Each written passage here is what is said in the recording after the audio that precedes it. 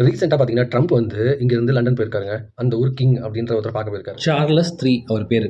ட்ரம்ப்புக்கு சுமார் ராஜ மரியாதைங்க. ஒரு கிங்கு கூட நடந்து வந்தோம் அப்படின்ற பேசிக் சென்ஸ் இல்லாம, அ அந்த போலீஸ்காரர் கூட நடந்து போயிட்டு இருக்காரு. அவருக்கு மரியாதை குடுக்குறதுனா என்ன? என்ன ரெஸ்பாண்ட் பண்ணணும்? எப்படி ரெஸ்பாண்ட் பண்ணணும்னே தெரியல.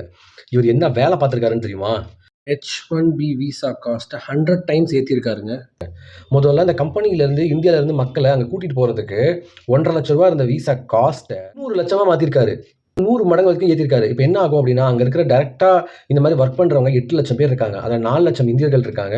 அவங்க எல்லாரையுமே பொட்டி படுக்கையெல்லாம் எடுத்துட்டு அனுப்பி விடுவான். அவன் நல்லா டார்கெட் பண்றான்.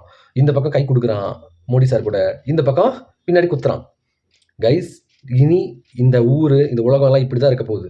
இந்தியர்களை டார்கெட் பண்ணிட்டு இருக்காங்க. நம்மளோட வளர்ச்சி பிடிக்கல. அவங்களுக்கு விட ஈக்குவலா வளர்றோம் அப்படின்ற அந்த பயம் இப்பதான் அவங்களுக்கு வந்திருக்கு.